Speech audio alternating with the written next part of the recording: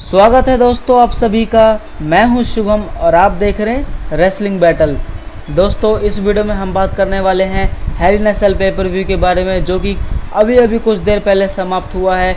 कमाल का शो था ये, कमाल के मैचेस और रेसलिंग देखने को मिली हमें इस पेपर व्यू में। दोस्तों इस हेल इन अ सेल पेपर व्यू में हमें 3 हेल इन अ सेल मैचेस देखने को मिले दोस्तों। तो बेसिकली इस वीडियो में हम पूरे हेल इन अ सेल पेपर व्यू को कवर करने वाले हैं। तो दोस्तों इस वीडियो को अंत तक ज़रूर देखिए, क्योंकि ये वीडियो आपके लिए इंटरेस्टिंग हो सकती है। तो दोस्तों चलिए शुरू करते हैं, लेकिन शुरू करने से पहले दोस्तों चैनल को जरूर सब्सक्राइब कर ले और बेल आइकन घंटे को जरूर दबा ले, ताकि आपको नोटिफिकेशन टाइम से मिलते रहे। तो चलिए दोस्तों शुरू करते हैं। सबसे पहले किक ऑफ शो होता है और किक ऑफ शो में हमें मैच देखने को मिलता है R-Truth वर्सेस ड्रू ग्लॉक के बीच में फॉर द 24/7 चैंपियनशिप के लिए। और इस मैच को R-Truth ने जैसे तैसे जीत लिया और अपनी 24/7 चैंपियनशिप को रिटेन कर लिया। उसके बाद बैक स्टेज हमें मुस्तफ़ा अली देखने को मिलते हैं, जहां पे वो एक आइडिया प्रपोजल करते हैं, जिसमें वह हर्ट बिजनेस को एड्रेस करते हैं और वह कहते हैं कि हमारा एक मेंबर और आपका एक मेंबर के बीच में आज के लिए एक मैच कैसा रहेगा।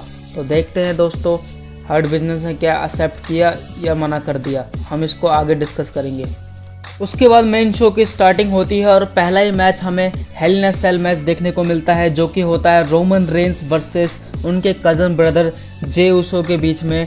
और यह मैच होता है इनसाइड हेल इन अ सेल में। दोस्तों कमाल का मैच था। जे उसो ने अच्छी खासी कंपटीशन दी रोमन रेंस को, उन्होंने अच्छे सारे मूव्स दिखाए, रेसलिंग कमाल की थी इस मैच में। बट इन दी एंड क्या होता है, रोमन रेंस एक बहुत ब्रूटली अटैक करते हैं बाय स्टील स्टेप्स ऑन जे उसो। जे उसो उसके बाद बेहोश हो जाते हैं और रेफरी उनको मना करते हैं आगे फर्दर अटैक के लिए, लेकिन रोमन रेंस उन पे भी अटैक कर देते हैं। उसके बाद अदर ऑफिशियल्स आ जाते हैं उनको रोकने के लिए। उसके बाद दोस्तों वो तब भी नहीं रुकते, स्टील स्टेप से अटैक करने ही वाले होते, तभी जिमी ओसो आ जाते हैं और वह कहते हैं कि ये हमारा ब्रदर है, तुम ऐसे क्यों कर रहे हो। उसके बाद दोस्तों रोमन रेंस क्राई करते हुए देखते हैं, लेकिन उनकी स्ट्रैटेजी थी, उन्होंने जिमी ओसो पे भी अटैक कर दिया, सबमिशन लॉक लगा दिया उन्होंने बहुत बुरी तरह। जिमी ओसो कुछ नहीं कर पाते, वह अपने भाई को उठाते होते हैं, लेकिन वह बेहोश हो जाते हैं। तभी ऑफिशियल रोक रहे होते हैं कि स्टॉप हो जाओ, लेकिन वह नहीं रुकते। इस बीच जे उसो उठते हैं और क्विट कर देते हैं मैच, और इस तरह से रोमन रेंस इस मैच को जीत जाते हैं और अपनी चैंपियनशिप को रिटेन कर लेते हैं।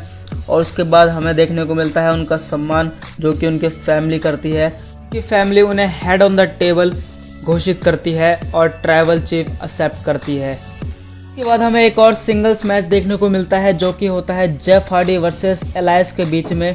यह मैच कमाल का होता है, रेसलिंग अच्छी होती है इस मैच में। बट इन द एंड क्या होता है, जेफ हार्डी जब ट्विस्ट ऑफ फेट लगाने वाले होते हैं from top of the ring, but alliance बाहर निकल जाते हैं और अपनी गिटार उठा लेते हैं, लेकिन एलायंस से वह गिटार छीन के जेफ हार्डी उन पे ही अटैक कर देते हैं और इस तरह से वह डिस्क्वालीफाई हो जाते हैं इस मैच में।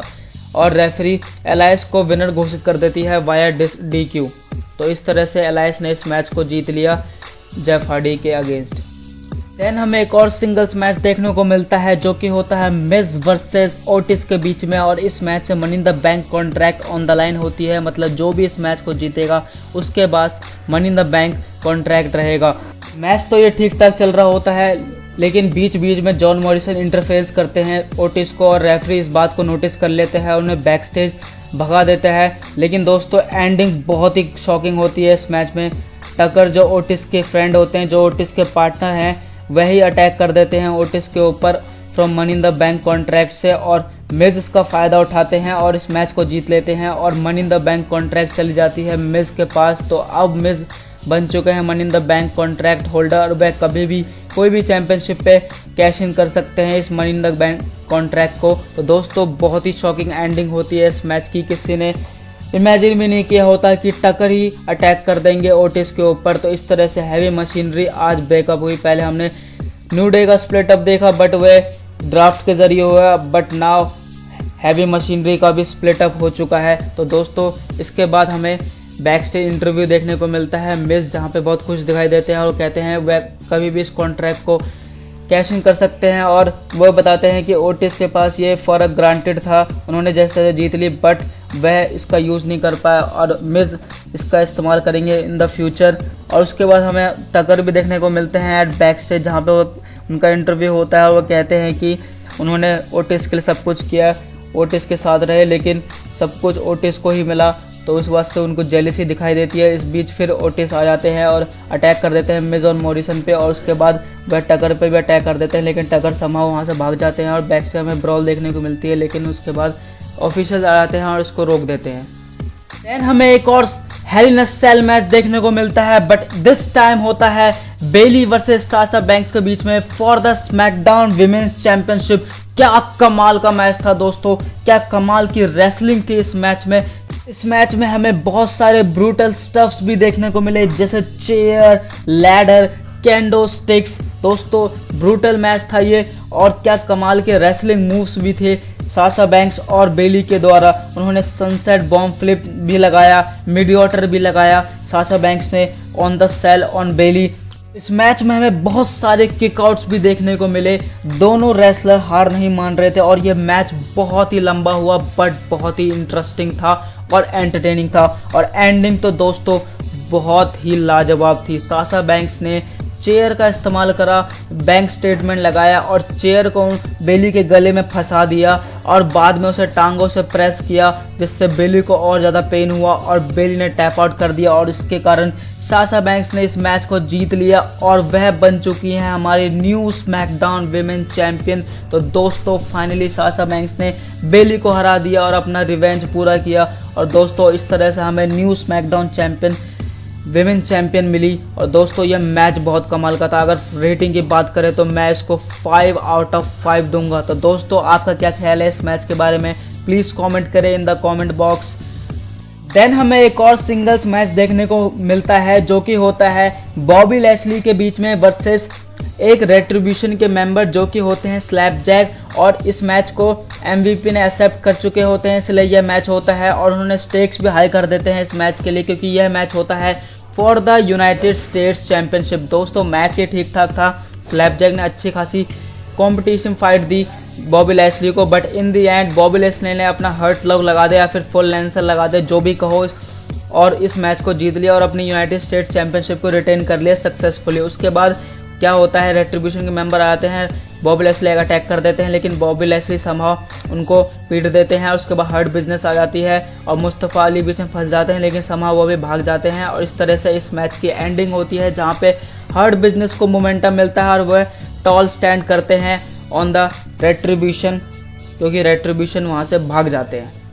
और उसके बाद दोस्तों हमें देखने को मिलता है शो का मेन इवेंट, जो कि होता है Randy Orton versus Drew McIntyre के बीच में फॉर द WWE चैंपियनशिप, और यह मैच भी होता है इनसाइड हेल इन अ सेल।